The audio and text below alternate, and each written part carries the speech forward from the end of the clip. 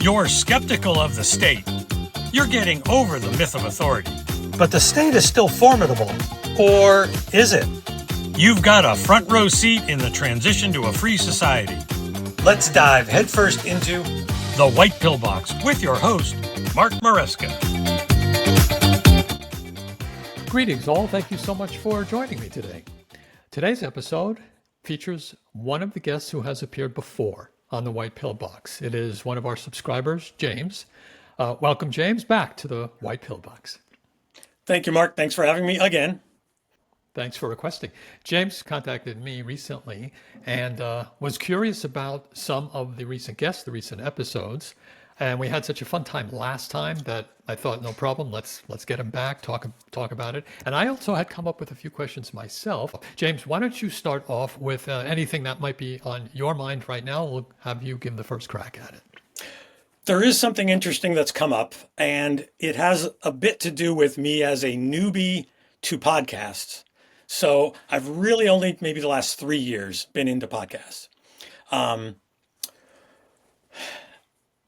a regular dude. There's nothing exciting about me, so to speak. I got a lot of opinions and all this, and I really never listened much, never reading, all that kind of stuff. So a podcast had to be something that I was interested in.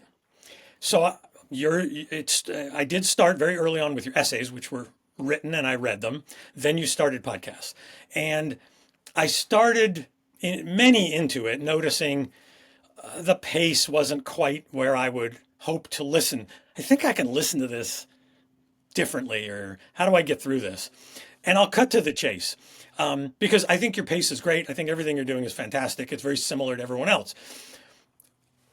Meaning I'm also listening to other content. It took a shift for me in a positive way when I found out you could speed up the playback. And it was like, I'm listening at a regular speed and my mind is coming up with all these interesting inquiries and questions. And, I would pause and write some notes down and stuff. When I started listening to you in particular at 1.25, sometimes 1.5 is too fast. It closed some of these gaps and it made it a little meatier, let alone getting through 40 minutes in 30 minutes. So if there's a pretty often drive that I have in my area that's about a half an hour, making that drive and listening to a typical 40-minute podcast, or give or take.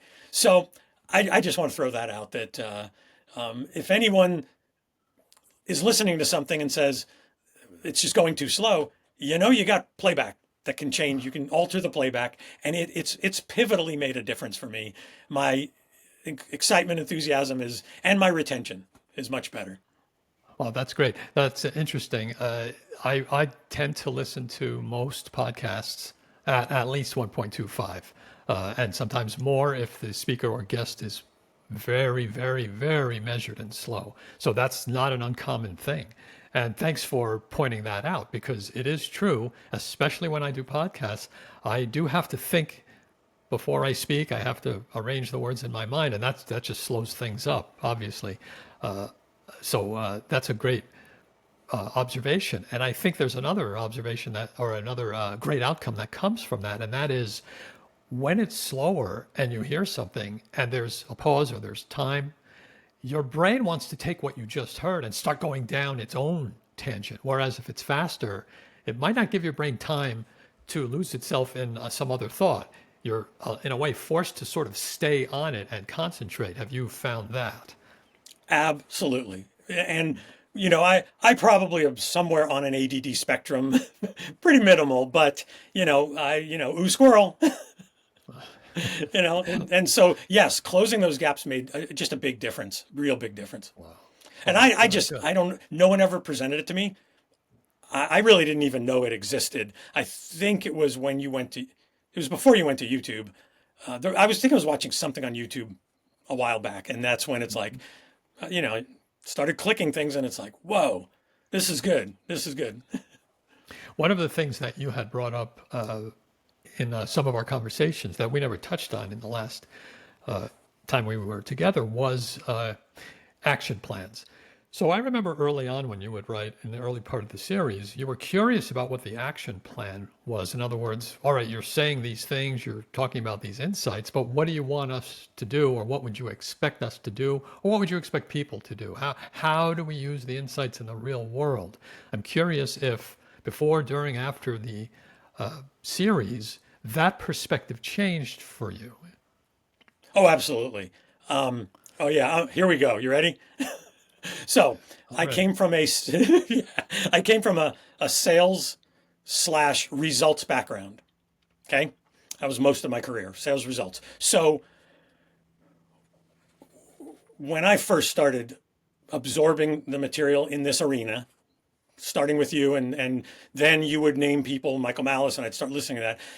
I don't think anybody could have said anything to me for the first year, 6 months, a year, to make me not think about, okay, I need to spread this message. How do I do that? What is the action plan? What are the methods for getting this out there in the best way I can?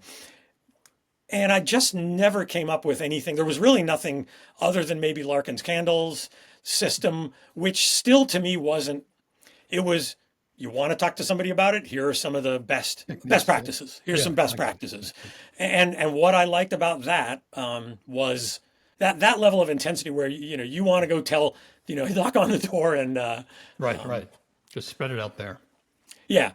Okay. Then it was probably right about the time in your series you were starting to discuss the roles that other groups have in this, the bullies themselves, the masses. Once I started spending time thinking, researching, like as you were talking about those roles, it really shifted from the action plan's a lot more internal.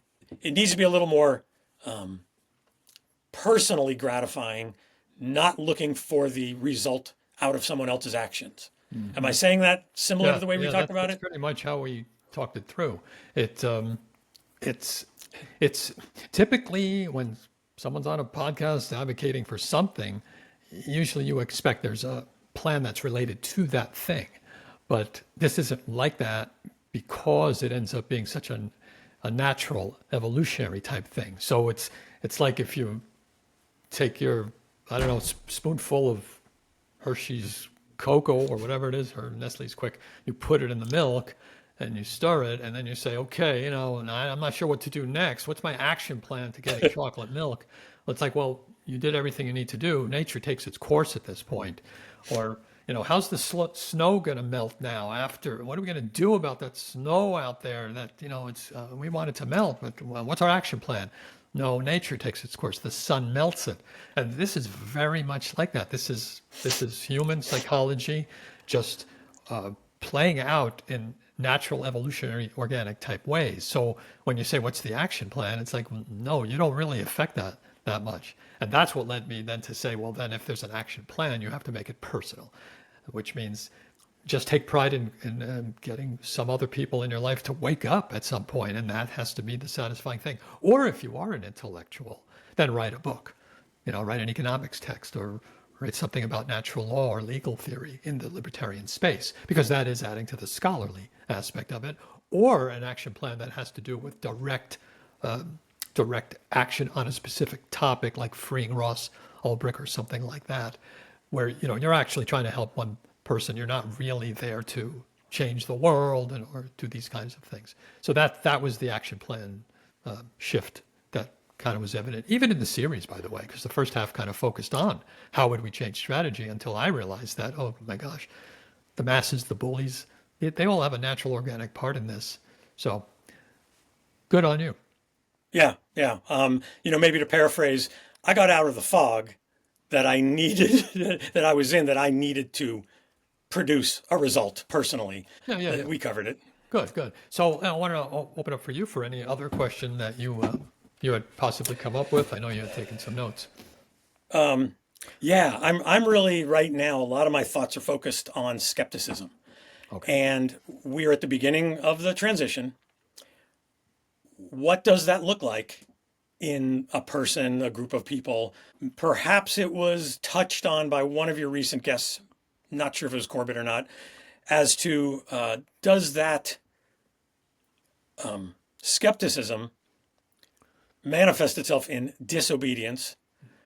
All right. So that's not off the table depending on who is doing it, but it is not at all in any way, shape, or form the predominant thrust of what I'm saying when I talk about skepticism. You almost have to zoom out, and that means zoom out in time for the transition, and look at it as, I'm just going to pick the number 50 year, a 50-year process, 2 generations, 2.5 generations, whatever it might be. And then look at that and say, how has skepticism changed? And then your brain is more able to look at that and say, oh, I see, I'm not looking at one person here. I'm looking at a trend. I'm looking at a cumulative sum of skepticism.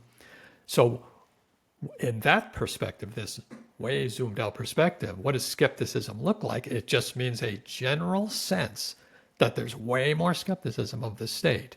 There's way more disregard. There's way more hand waving or eye rolling or whatever it might be regarding the state over this long stretch of time. Now, to be targeted on the question that was asked, is there disobedience in there? Sure there is, but it isn't the biggest factor in there. So yes, there's disobedience. And yes, in the short run, meaning like during COVID, there were people who defied the lockdown orders. People protested. They got out there. They went head to head with waves of these riot cops. That's disobedience happening right there. I don't think that the sum of those type of actions matter, but those are examples of skepticism manifesting itself. Those are skeptical people at work in those particular examples. Again, that has to be something that's personal. Also, I should say, there could be disobedience when it comes to specific cases. So again, let's say Child Protective Services shows up at a parent's house falsely and says, we're taking our kid. If that parent chooses to disobey by arming themselves or whatever, you could say it's misguided, but they have the moral right to defend themselves. That disobedience, that's justified. And it's up to each individual person to decide if they would personally arm themselves against that kind of a threat or not. And that's an individual choice. And then let me now take that exact example and just answer a question that you brought up from before. Is that a violation of the non-aggression principle? No, because that's an act of defense. It was the government that would have initiated exactly that kind of event. And so an aggressive, we'll say, response to that, that's justified. So we also have to be careful about how we think through those kind of things. But again, all of those examples of aggression or non-compliance or disobedience, they all act as evidence of the skepticism. But really the bigger picture is that the culture overall has this general sense of declining belief in the myth / increased skepticism. It really does when you start knowing what to look for at this point in time. I actually did find the quote that led me down that path of thinking. Okay. And it was from, I believe Shepard recently posted a 7-minute AI myth of authority thing. Mm-hmm. And however the AI was saying it, maybe it was saying something like, how will skepticism manifest itself? Mm-hmm. I don't vote, I don't protest, I don't beg the state for crumbs. I can contribute to the environment that helps it fall. Mm-hmm. So it was that last comment of contribute to help it fall that's something I don't necessarily want to go after. But I'm not going to get on the street corner and protest. I'm not going to beg for crumbs, show up to some civic meeting and saying, mm-hmm. we got to do this, we got to do that, knowing it's just a futile effort. Right. But, mm-hmm. To use a term, backing off, I'm backing off from what little participation I had in the first place. Right. That's true. That's true. Usually on the backing off references the bullies.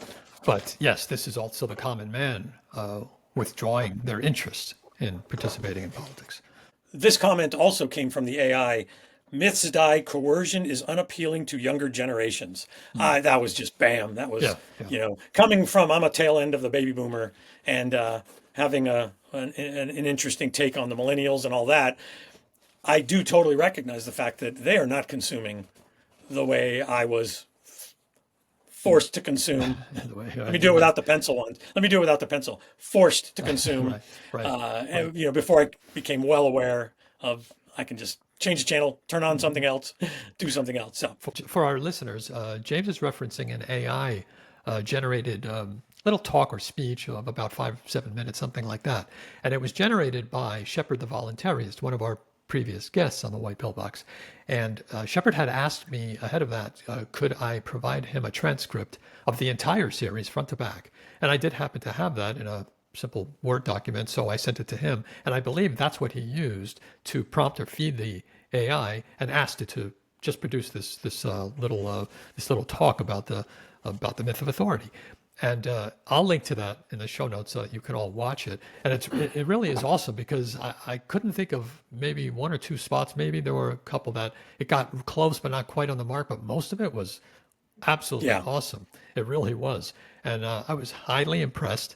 And it made all these points. So, yeah, I'll make sure that's linked. I got a question for you, Sure. and I hope our listeners recognize that when I ask this, when we start, those of us continuing this journey, wanting to absorb everything we can, there's no question about certain things. I'm going to ask you, what'd you think of Barnum World? Oh, okay. All right. All right. Sure. Barnum World is would you call it a documentary or a comedy documentary? I'm not sure what category it would fit in. I would go somewhere, man, 65% documentary, 35 comedy. Yeah. I love the comedy. I love the comedy. And it was produced by Andrew Treglia, who was the director of Jones Plantation. Jones Plantation. Jones Plantation. There you go. James says the Jones Plantation Wait, let's see flag this. mounted. There you go. And anyway, Andrew was the director of that. That was written also by Larkin Rose. And Andrew produced after that recently a documentary, whatever we want to call it, called Barnum World, and it is awesome. I will link to that too. It's a very interesting documentary. It basically takes a fictitious person who's more or less a behind-the-scenes type of political, social manipulator, a powerful person, and the documentary essentially we know it pretends to, but it allegedly interviews him and gets him to speak plainly about the simple methods that they use to propagandize us. And so Barnum refers to Barnum and Bailey, the circus, and how basically it's the words they use, the expressions they use, the images they convey to try to kind of get into your head, subvert your critical thinking so that you just follow in lockstep.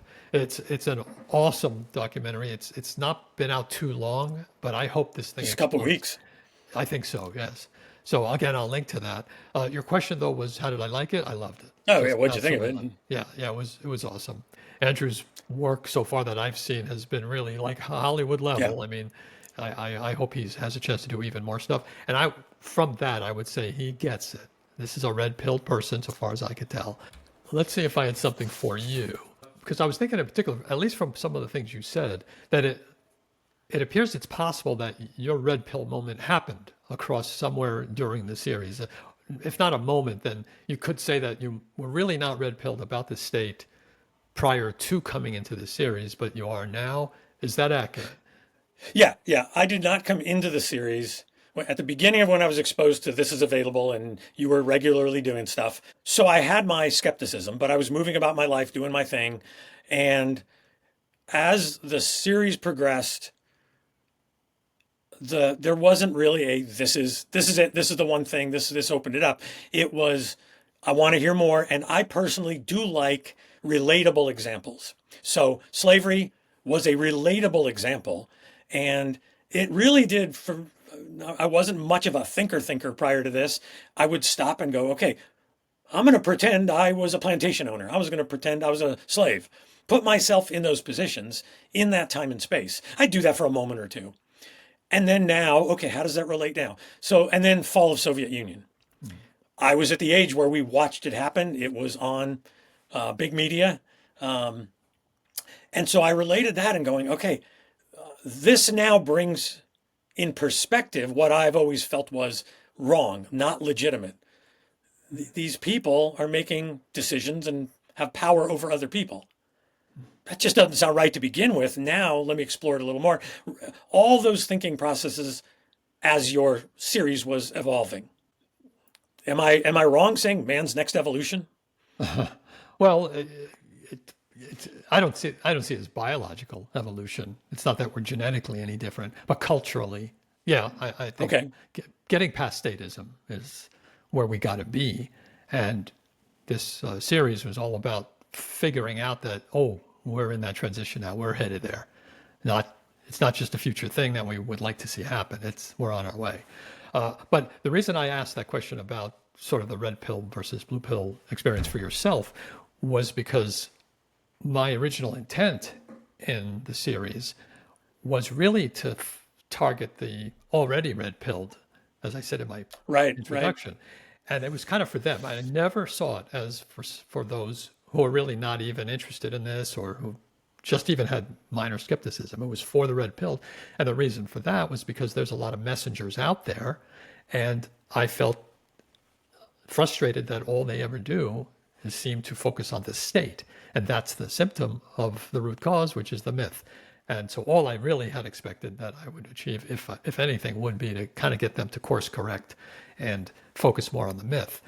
So there it is, like no intention on my part to make new red pill people. And yet you're not the first to have suggested that you didn't really come into this red pilled at all, and you came out red pilled.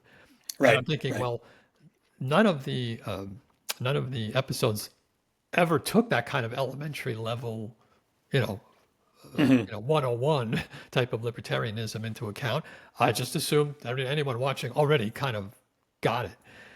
So even to this point, I'm not clear on how you and others like you got it, because I wasn't exactly saying it per se. Does that make sense? Yeah, and I could probably say there's no patternable way that it happens. By the way, you probably don't remember because it's been years, but somewhere early on, I believe I messaged you saying, can you take a few of the major points and come up with like a quick start guide, like you'd get when you open your computer, or whatever, a quick start guide to this. And I remember definitely getting the impression that's not the focus of the work. Right. And that's okay, but and that's what ultimately led me to Candles, Larkin's Candles in the Dark system was that to me was, okay, here's my action plan and all that. So that, and by the way, as I'm thinking about it, I can honestly say a big clearing of the fog was you discussing slavery, and the comment, I'll end up paraphrasing it or saying it not quite so eloquently. It's not about better ways of picking cotton. It's the moral implications of owning another person. Mm-hmm. That was like an eye opener. That was a bam, two sides of the brain conflicting. And so this is not about better ways to govern. There is no better way to govern. Yeah, and you clearly get it. Yeah. I very much like what Michael Malice says, which is there are no political solutions to the problems he was discussing in this podcast and everything. Mm-hmm. There's no politicals. It's not going to be solved by politics and that whole apparatus. Right. Well, that's awesome. I mean, just listening to how you articulate it, like you get it, you're red pilled now, and you weren't before exactly, although you were skeptical. And it's always amazing to me. But you kind of hit on it. How it happens is very hard to identify in any given person. I myself don't remember the moment. I can only probably target a general period of months where I could say, before this, I wasn't there yet, but after this I was, and I don't see that moment. But it's gratifying to know that somewhere in the series, or something that series says, makes those connections happen. And you're right, the Candles method that Larkin, I'll link to this too, folks. The Candles method of Larkin Rose is, so far as I could tell, far and away the best way to get someone over to that point. I've had more success with it myself than I had with any other method. So just pointing that out. Okay, cool. The other thing is looking back at the last 50 years of activism and the meager results. that in my, again, sales-ish background made me go, okay, they're not hitting where the messaging is off base. Yeah, something's So, wrong. yeah. Something's wrong. And that the more I think about it, the more I thought about it, especially during the series and since, the more it's clear that I don't know that they really think about this is libertarian activists now who are doing conventional type messaging. I don't know that they're really thinking about what it is they want to achieve exactly. They're imprecise, they're vague, and that from that perspective, it doesn't surprise me that they've had failure and frustration and infighting and all these other things. They don't seem to know exactly what they're doing. And I'm not saying the answer to that is they have to be more cohesive and come up with a plan. I believe the series more or less pointed out that the whole approach is invalid. The whole idea of attacking the state, which is the symptom, is just, it can't work because you're not identifying the root.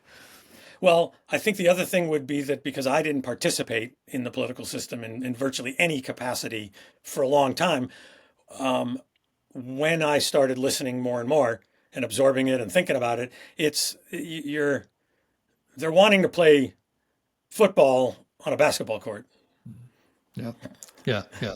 Right, right. They're and I think the more key thing that was a little bit more fog opening was they're validating the system they're opposed to, and that I couldn't handle that, and that's like, okay, boom. Like I think your interview with when Patrick interviewed and you discussed your journey, and when you said decades ago someone exposed you some things, and after a week or two or three, okay, good enough.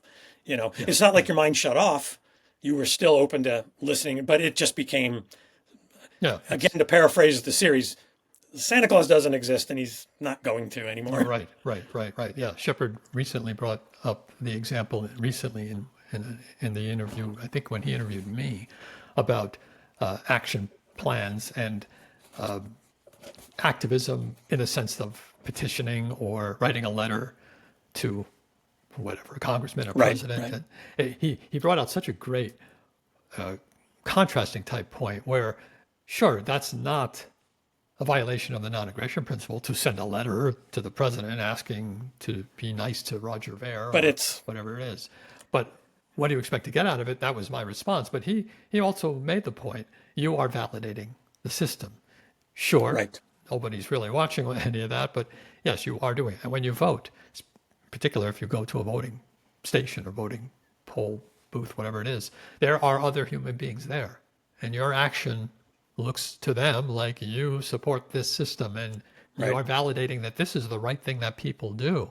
Your actions have consequences, and one of those consequences is that others see that and get a cultural message from what you're doing. And in this case, it's legitimizing the state.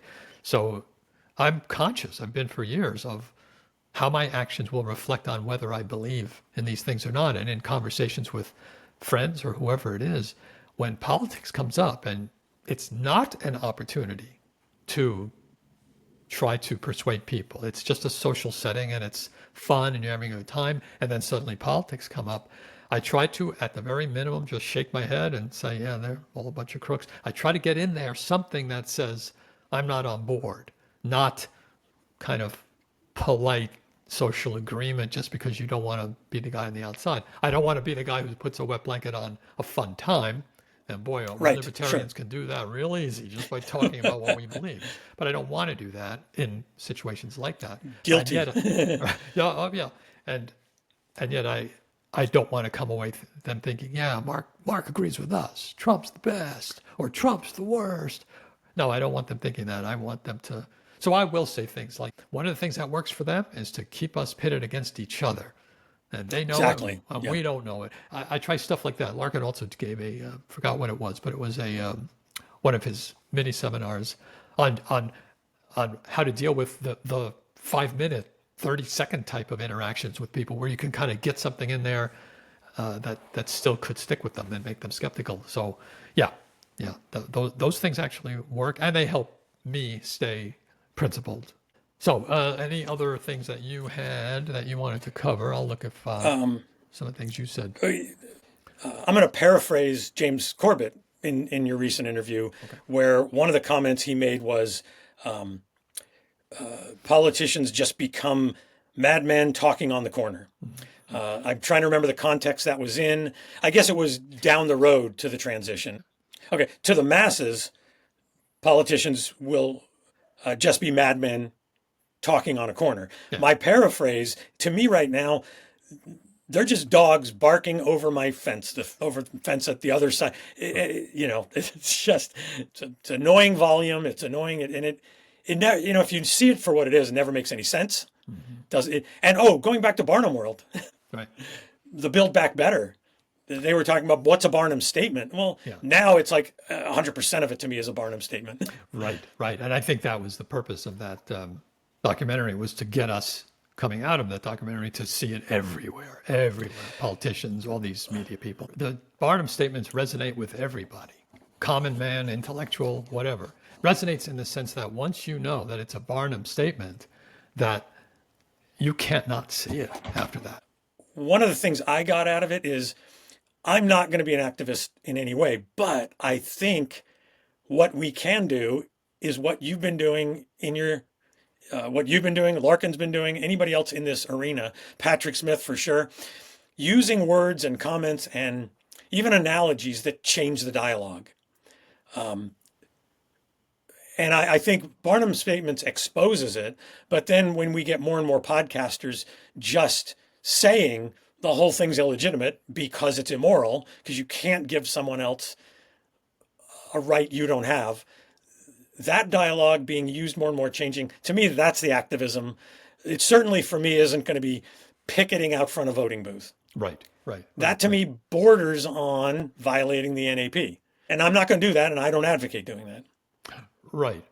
Yeah, I don't know that the picketing itself risks violating the NAP, because really the NAP is about bodily autonomy and property rights. So That's true. But I get the point about how really what's it accomplishing, and it's not accomplishing anything, and instead it's validating the system that's already in place. Right. And that you're not helping. And that, again, is my criticism of the libertarians. If someone really felt compelled to talk to a voter, go meet them somewhere else and ask them, if the state required you to do something evil, to do something wrong, would you violate that? And just see what the answer is. See where they're coming from. Right. Because that's what's going to get them thinking. That seed will germinate days, weeks, years from now. If we want to tie this back to an action plan, that's where mine is right now. Yeah, if that's how you're motivated to act, that's a great one, because it's the whole point is to plant seeds of skepticism so that they themselves see reasons to be skeptical. And that kind of a question is great. If the government asked you to do something that violated your moral code, would you do it? And you give them an example, and my favorite is if the government said, we've decided your child needs to be picked up and sent to a government hospital for medical experimentation. Would you say, well, that's the law, and I want to be a good citizen, and I got to obey? Or would you not? And most people would probably have a problem with it. Well, that's your moral code, countermanding the moral, quote unquote, moral requirement of the state. Well, then who's outranks who here? It's not the particular example that matters. It's the fact that the person hearing it has to start to think and say, well, wait a minute now. I always thought you're a good person if you obey the law, and you're a bad person if you don't. But what about if the government made a law like that? So yeah, that would plant the seed of skepticism. That's it. You're hopefully adding that thimble to the bucket of skepticism, and that's all you have to worry about doing. That's it. What comes to mind also is I can hope that in the future, as the masses go along with it, it's because more dialogue gives them permission to go along with it. Because they want to, they just don't know how or don't care, but then all of a sudden it becomes the norm. We may be talking 50 years, 100 or 50 years down the road, but... Right.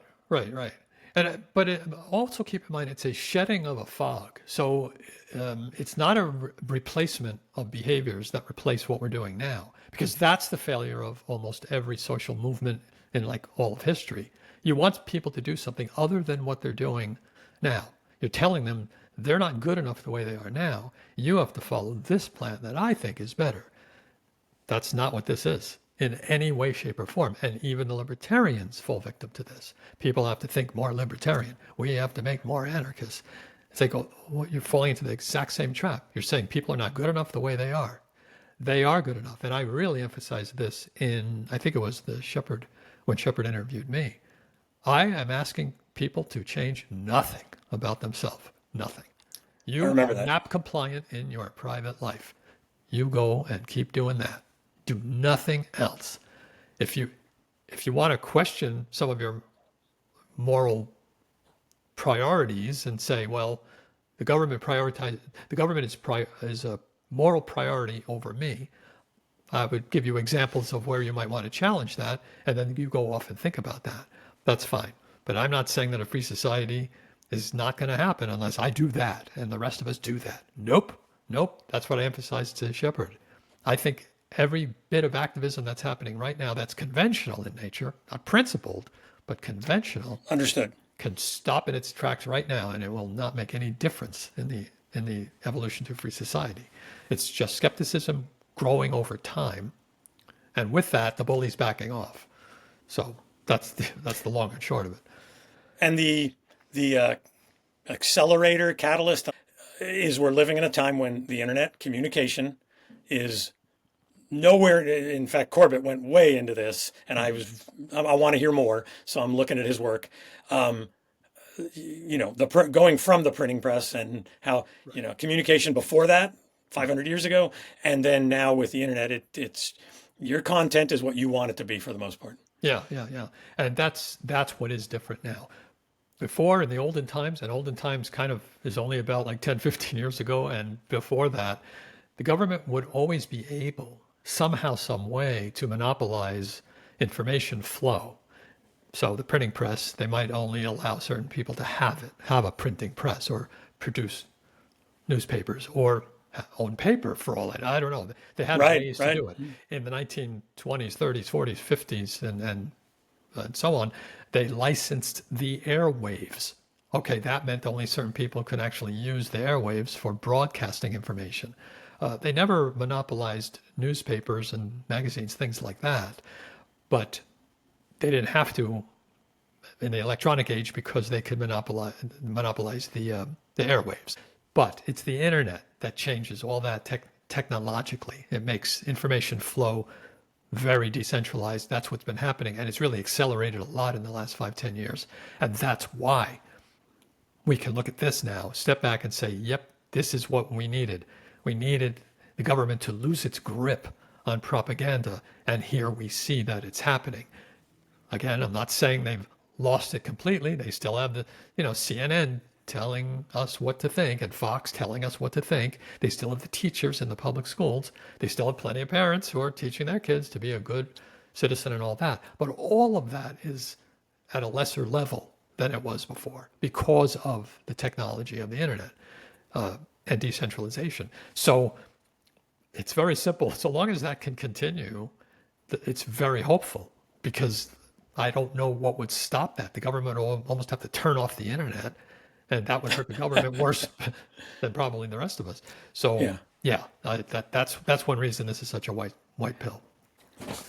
Now, you had also mentioned the bullies, because the bullies come up a lot here, and not enough for my view. I think I have to do more in emphasizing the bullies' role. Because we talk about the masses, we talk about how, gee, it'd be great if people were more skeptical and all that, but we forget the bullies. And I've said it time and again, the bullies have a role. They have a role. Now, to say they have a role could sound like they play an active role, that they're consciously taking part. No, it just means that they have to respond over time somehow to this changing environment of an eroding myth. And even that can make it sound like, when I say the word they have to respond, makes it sound like there's a conscious brain saying, how do I respond to this? And it's not even that. Because it's a long-term 30,000-foot type of a concept, it simply means the environment changes. So we have, if it's like the analogy of the magnet attracting iron filings, right, in the vicinity of the magnet, but you take the magnet away and the iron filings just sit there. They don't do anything because there's no environment that attracts them. And that's more like what the bullies will be doing, the potential bullies, I should say, in the future, hopefully the near future, where as the myth erodes, the environment is simply less attractive for them.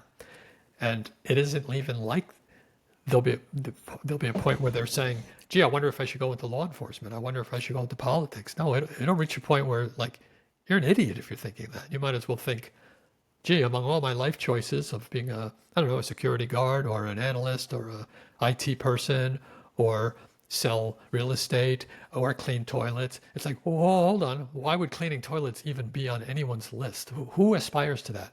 That's how politics and law enforcement will eventually be. In the way that cleaning toilets is so unattractive that it never even enters our mind, that's the direction that we're going when it comes to law enforcement, military, and politics. It simply won't occur to people. So that's how I would want to make sure I emphasize the bullies' quote unquote role. They're simply going to back off. And by the way, I don't know that any libertarians have ever really tried to grapple with that aspect of it, the role of the bullies. If you hear them talk about what will happen as, in their words, libertarian messages get out there, as people wake up, as they get red pilled, you ask them, what will happen? Like, what do you foresee actually happening? In general, they'll say, well, all right, if they're a libertarian party type, right, they're political type, give them credit, at least they'll answer the question. They'll say, well, obviously people will vote better. They'll run candidates who are libertarian, and those libertarian candidates will lead us to a stateless society. Okay, it's absolutely ridiculous, that conclusion, but give them credit for answering the question, what do you think will happen as the ideas get out there? But you ask others who are non-political or whatever, and it becomes much more vague. They'll just say, well, things will change. Oh, what does that mean, things will change? What will change? Now, Larkin, I'll give him credit. He will go down that road, and he will say there will be more defiance. There will be more disobedience. There'll be more people mocking. So, all right, credit to him. He says that will change. I'd love to see him then kind of jump to that next stage. Okay, I get it. People will be more defiant. They'll be more disobedient. How will the state, in this case, human bullies, law enforcers, military, politicians, how will they respond when people are being more defiant and belligerent? At the beginning, I'm sure they'll crack down and send, 10 SWAT cars to your house and all that. And I think Larkin's answer would be, as that number increases, it becomes unwieldy for them to do it. They can't do it because they don't have the resources. But I still want to know, what will the human beings be thinking? I guess they would think, I don't have the resources. I want you to comment on that because it's a very real world question, and I want to put it in your brain and ask you to be the bully, be the cop sergeant who is in that situation where resources are thin. What do you think happens? I think I'm going to answer in an unusual way. When I think about the bullies in the environment, I don't necessarily think of a political situation that parallels it. Okay. I think of a economic business environment that I watched from my 20s to today. And because I've always been interested in business, opening businesses, things like that. And whether it be traditionally it was always brick and mortar type of thing. So in the 80s, video stores became a fruitful environment, a very easy way to get into business and prosper. You could have multiples in a town. There wasn't a whole lot of competition that even was cared about in that arena. And then as DVDs came on, owning DVDs, and then streaming, it became a dinosaur. The environment to open that business disappeared. In the process of that, it may have been, I'm trying to remember the 90s, whatever, convenience stores, an easy thing to get into, low threshold and all. I kind of always looked at politics as a fairly low threshold environment. Okay. And they got what they wanted out of it. Decent pay, control over people, and they said, I'm going to make this happen in their community, and they made it happen. Never looked on that to me as very noble for decades. That was part of my skepticism. Anyways, my point being, so the answer to that is when I look at the environment of economics in what I just described, that's what I see as decades ago. I'm going to be this type of politician. I'm going to be on the state's payroll. And it was a no-brainer. You knew you'd get good pay, good benefits, and you'd get stroked constantly. And it's just not what's happening anymore. Think about this for a minute. You've got a 16, 18-year-old who has now in the last 5 to 10 years grown up in a homeschool or private school situation, because that sure has exploded. He's not getting he or she, this person is not getting the indoctrination that they did, certainly like I did when I look back on it now. And when they stop and go, okay, what do I want to go into? What are my interests? It's a whole lot different. And it certainly doesn't. I think we're already at the point where for someone right now at that age, politics isn't even a consideration. Yeah, I think that law enforcement and military are the first of the set of bully positions being military, law enforcement, and politics. Those two, military and law enforcement, are hurting first. And I think that's probably because they are on the line. They're right there. They're feeling the change in the environment. They sense it. They know about it. If they have a father who was a military or police officer or a law enforcement person, the messages they've been getting as they grew up about their parents is more now going to include the bad stories, the negativity, the not so great stuff about being a law enforcement or military. Are there still plenty who see it as rah-rah, American flag, you're defending your country, and like literally no other, feedback? Yeah, that's still plenty of that. But like you were suggesting, there's way more now where the environment of being in law enforcement / military is clearly not as attractive as it was, and it's utterly reflected in the recruiting totals. Yeah, right. Then I right. flip over to politics, and it's like, yeah, I doubt if the recruiting of politics is experiencing any issues right now. People are probably still diving in, so I don't think we'll see as much in immediate years of a downfall in people heading into politics, because it just won't look like that. It's what you don't see that really counts, and what you don't see are the people who, again, like you were suggesting, just never go into it in the first place. So it's like your video store, right? At the beginning, it was very popular. Military was popular too. Police were popular too. Right. Politics is popular too. Today, do you go to a video store? Well, no. Do you open a video store? No. Why? Because nobody's buying videos. So that environment has shrunk. And now no one's attracted to open up, to capitalize and, put the money into a video store. You wouldn't do it, except as a joke kind of a place, maybe. Yeah. But other than that, you don't see it. So that's what we would foresee happening if the trend continues in that direction. People just less going into that. And that is really the bigger point of the series regarding the bullies backing off. As a group, they back off, not individually. Yes, in individual cases, you are going to get people who are on the street with a gun, officer, right? And things are getting bad, and he's been doing it 12 years, and he says, I could have done this for another 5 years if I wanted to, but I'm going to go apply for that job over in the, in the accounting department and learn some accounting Right. in the police department. So they'll give me a transfer over, and now he's not armed on the street anymore. That's what I mean, right there. That's a perfect example of the backing off. It's not because they're waking up. It's not because of the goodness of their heart. It's just nature taking its course in an industry like, video rentals. People just aren't gravitating to it anymore. Of any type, yeah. I need you to expand on something. Sure. Because I noticed your messaging has been tweaked a little bit when it comes to the head count of the bullies as a group. You're dividing a little more into the enforcers and the suits. Right. I brought this up with my interview with Shepard. Probably where you picked up on that, where Correct. Right. I talked about the military, and I said, is the military really fully in that camp?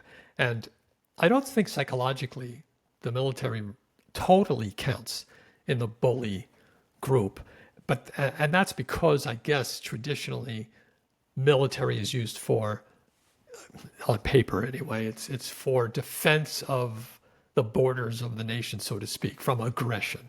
So, you fight foreign aggressors. That's what the military is for. So in what sense is that the myth of authority? It's a weaker case for the myth of authority because we're not looking at them and bowing to them. We don't. Now I know we say thank you for your service and all that stuff. That is the myth sneaking in there, but it doesn't feel like it has the strength as when you think of people deferring to a cop who stops you on the street or orders you around. You don't think of the military kind of doing that. If you see a military guy in his fatigue shopping at Walmart, you don't expect him to, like, I don't know, say we're going to shut this store down because of a threat. No, because that's not their job. So you Right, don't think right. they're just there. Now, having said that, there's still the myth part because, for one, as been shown by Donald Trump recently, he could call out the military apparently and use it domestically. Now, he's not supposed to do that, but apparently he has done that with the Marines, I think in border enforcement. Also, the National Guard is military and they can be used domestically. They commonly are. Now, we think of it typically as they're used for, fires or floods and things like that. They help out, but it's also to quell insurrections, quote unquote insurrections. So the truth is military can be used to point guns back at us, and that's really what counts as a bully. So they count, but they count-ish, I think. And also it depends on the country. In some countries, the military is essentially the domestic police, and they can and Right. do boss the domestic population around. Well, then there it is. They count. So I'm hesitant to subtract them from that 3 million total.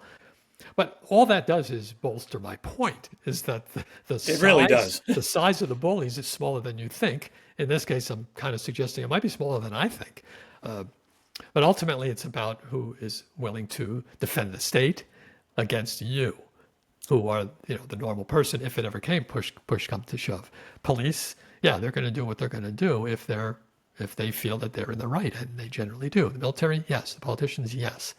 But it's important to exclude the clerks. Exclude the clerks. Exclude the clerks. Absolutely. Absolutely. They are not armed.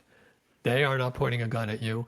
Can one of them initiate a series of events that will eventually lead to a gun? Sure. An IRS agent can, notice some mistake you made on your taxes, and that could lead eventually to you being arrested. But that one person doesn't have that role, and they don't even think of it as that role. They only submit a form. And it's like, yeah, that doesn't count. The myth doesn't apply to them. The white pill in that for me is they're so disorganized. That one memo to try and get that action against that person, and we're really talking about such an infinitesimal thing. It's pretty small. Yeah. Right. Now, the libertarians will come back and say, yeah, that's true, but collectively, when you add up all their power, it's a lot. Yeah, I know that. That's not really the point, though. The point is who is incentivized to defend the state, defend it militantly if push came to shove, and it's not the clerks, and it's hardly, I think, the most police or military. We haven't seen push come to shove really much because they have always dominated in the sense that they could bring all their tanks or their squad cars together. But like Larkin has said, when enough people are disobeying, not paying taxes, and so on, there's not much they can do. Now, he doesn't, and this is not to his discredit, I don't think he's felt it's necessary to have to speculate beyond that as to, well, then how does it actually dismantle? How does it actually, fizzle out? He just says it's going to fizzle out. And I agree it will. But I think it helps to really understand the psychology of how and why it actually does that as the myth erodes. So yeah, I do think he kind of has it right. The intuition is right that the state is starved essentially. It just can't muster the resources to deal with a population that has become so skeptical that enough people are just not paying taxes anymore. Why should you? They're not going to come and get you. That's sort of the attitude 20, 30 years from now. And the IRS is not going to say, well, let's get militant now. No, it's too late by then. It's too late. They quit. They don't replenish their employees. It just fizzles out. My thoughts tend to go towards an opportunity in an environment, and like the example I brought up of video stores. And what I like is thinking about, okay, because statists will say, well, you have to have law enforcement. Well, there's a huge trend towards private security. and they're paying a lot of money, and money talks. And that I see as when it becomes even bigger than it is and more acceptable, it won't matter that police are less in numbers, because partially also in my mind, this is really my best big thinking, is private security becomes a more voluntary action. By definition, it's voluntary. People are picking private security because they expect that private security firm to do the job. And if they don't do the job, they will change to someone else. And they will not tolerate the kind of violence you see that cops sometimes do. That would lose the contract. So yeah, that's what the voluntary nature, the non-coercive nature of that is. And that's why it's more successful. Not a lot of people know that there are more private security personnel in the United States than there are government police. So right there, people are making choices to go with private security, and enough to where they outnumber the cops themselves. That shows you that a private police option is practical, because we have that today, right? We have it today. Exactly. And people aren't afraid of the security guard at the bank. They're not afraid of the security guard at wherever, a mall or a bank or wherever it is. But they tend to be intimidated by the government cop. Why? Because you don't know what he's going to do. You know, you don't know if he's going to find a reason to arrest you or give you a ticket. And you know, if that happens, there's not much you can do about it. That's the fear we have of a thug. When you walk down the street at night and there's a scary guy over there, you don't know what he's going to do. That's the fear of a scary animal that's roaming the streets. You don't know what he's going to do. But when you see a private security guard, you never think that. He's a guy doing his job. Interesting, isn't it? But all that is because the service or product was produced voluntarily. And the mall or the bank who hires that guard, like I said, they expect them to treat others with respect, the customers with respect, and only escalate things when necessary, and even then escalate carefully and in a dignified way and in a careful way and in a safe way. Cops don't really have that. They might have training that might include that in some respects, but that's not really the priority. The priority is you save your butt, you put down the threat immediately, and there's no shortage of YouTube videos that show cops abusing their power. It's not because they're a bad apple, it's because that institution causes that kind of incentives. Did you happen to remember that was brought up in Barnum World? I don't remember that. There was there was fairly graphic, one very brief graphic scene that was a little uncomfortable, but it made the point, and there was more great scenes around it. But yeah. You know, and I'm also talking personally about private security at a very high level, very wealthy people. It's really just that that presence that thwarts off bad to begin with, and it's huge. Only one other thing I think I'd like to add is I think I take a bit of exception to those who message themselves in a way where they're overcoming the myth, being red-pilled. They're better than others. They've had this awakening, and why can't you? Or why, you know, others are never gonna. That bothers me. That tends to bother me. I think you hit on it earlier in this discussion. The masses of people are just going about their lives, surviving the best way they want to. Right. It doesn't make anyone less intelligent to not be a voluntarist or an anarchist. Yeah, I completely agree. This is actually the original essay I had written in 2018, I think, and it was published in the Libertarian Institute. Credit to Scott Horton for publishing that for me in his Libertarian Institute website. And it's basically an open letter to advocates of liberty. And among the other things I was saying, besides, you know, political participation is a waste, and it's also legitimizing the system and all the same stuff, one of the big points was we being, you know, the libertarian movement has a real tendency to look down on the common man, just really be brutal. You know, they're stupid, they're boneheaded, they're short-sighted, and all that.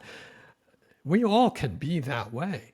That's a fault that we have, and the libertarians just seem to just zero in on that and paint this broad stroke that all of humanity is like that, forgetting that all of us were once blue pill. Does that mean we were stupid and short-sighted and ignorant and economically illiterate and all this? It's a very vicious, I think, judgment of the common man. And I know humans have faults. I get that. But what I focus on is, what are the common traits that are NAP compliant? And we see that in virtually every human being. I've never met anyone who wasn't personally and privately NAP compliant. Obviously, I haven't met too many criminals who violate the NAP. But even a criminal, if you think about it, even a criminal mostly is NAP compliant. So for example, if a criminal violates the non-aggression principle by stealing $1,000 out of my home and taking it into his home, yeah, he's done a bad thing, an immoral thing.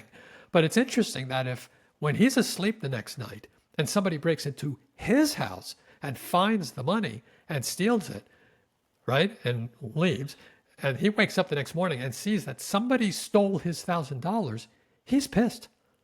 He feels violated. He feels like his property has been taken. Now, it's false. His property wasn't his property at all. It was mine.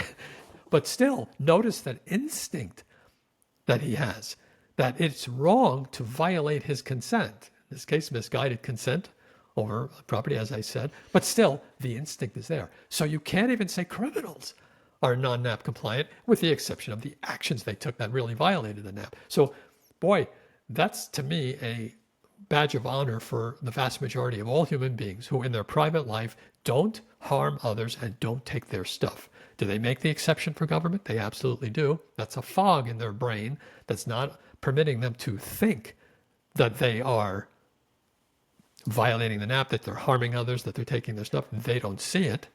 They're blind to it.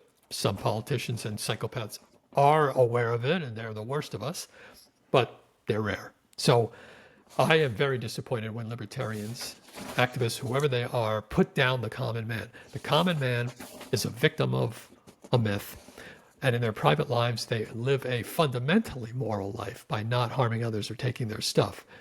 So we should praise them for that, and we should then recognize that they ultimately are an ally in this transition to a free society, because it is true they will passively go along, but they will passively go along with their transition. And to me, that's a huge white pill. Oh, massive. Yeah, I like that a lot. Well, I think that's a great place to wrap up. James, thank you so much. It was a really lively discussion. Thank you very much for joining me today. I hope you enjoyed it as much as I did. Absolutely. Thank you for having me again, and hopefully maybe someday again. Oh, I'd love to do it. And with that, we'll wrap things up for today. Thank you all so much for joining. Take care, and see you next time. Thanks so much to all subscribers and everyone who joined today. And remember, keep looking for those white pills.